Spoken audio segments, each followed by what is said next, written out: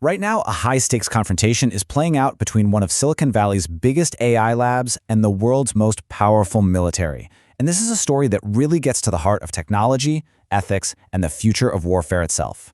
We cannot, in good conscience, accede to their request. Those are the words of Dario Amodei, the CEO of AI company Anthropic. And that statement was directed squarely at the United States Pentagon. It's a line drawn in the sand in a fight that could change national security as we know it. So, let's get right to the bottom line. Anthropic, a top-tier AI company, is flat-out refusing a direct order from the Pentagon. The demand? To remove ethical safety controls from its powerful AI model. This has kicked off a major conflict over who gets to write the rules for artificial intelligence on the battlefield. Okay, so how did we get here? How did this escalate from a disagreement into a full-blown public showdown?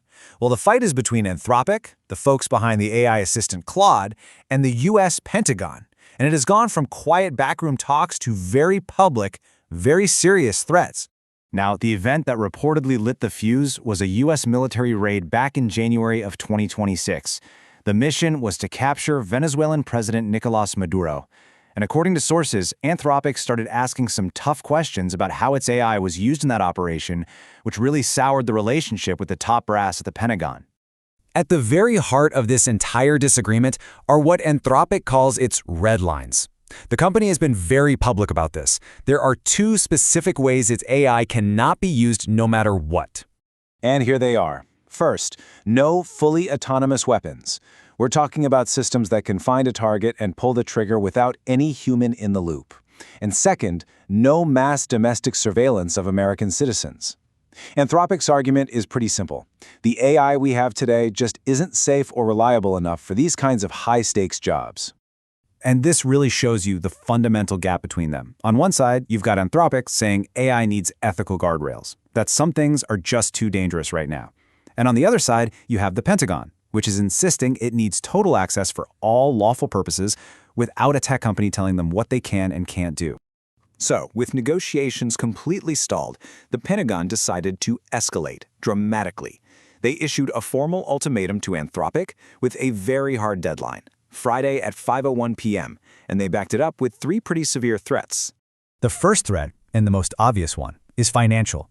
There's a $200 million defense contract hanging in the balance. This is part of a much bigger push to get the most advanced AI models into the U.S. military's hands. But these threats go way beyond just one contract. First, they'd cancel the deal.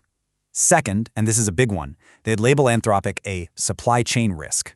And third, they could even use the Defense Production Act to basically seize the technology itself. Each one of those is a massive step up in pressure. Let's be really clear about that second threat. A supply chain risk designation is a devastating label. It's normally used for foreign adversaries like Huawei, and it's reportedly never been used against an American company. It would essentially blacklist Anthropic.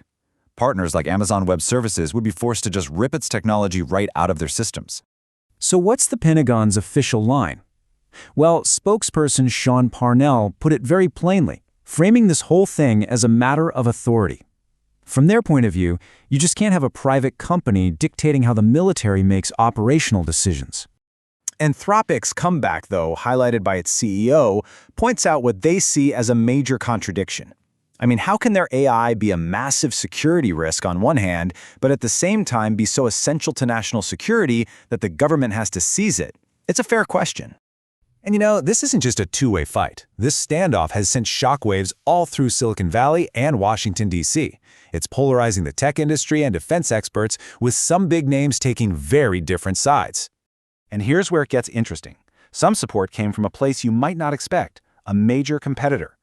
OpenAI CEO Sam Altman, whose own company works with the military, actually came out in support of Anthropic. And that sentiment was backed up by an open letter from employees at both Google and OpenAI. But on the complete opposite end of the spectrum, you have Elon Musk. The CEO of xAI sided firmly with the administration. He went on his social media platform and slammed Anthropic's principles, basically framing their stance as anti-American.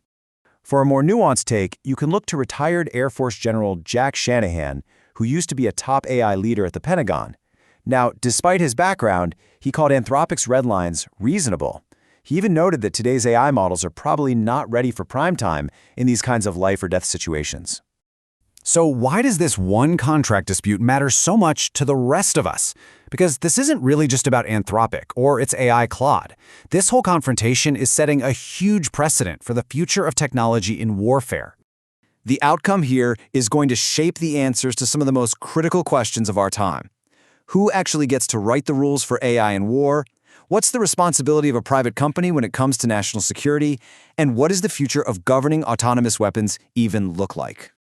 And this isn't happening in a vacuum. Right now, the United Nations is debating international rules for these exact kinds of weapons. So if the Pentagon succeeds in forcing Anthropic to remove its own safety controls, that sends a powerful message around the world.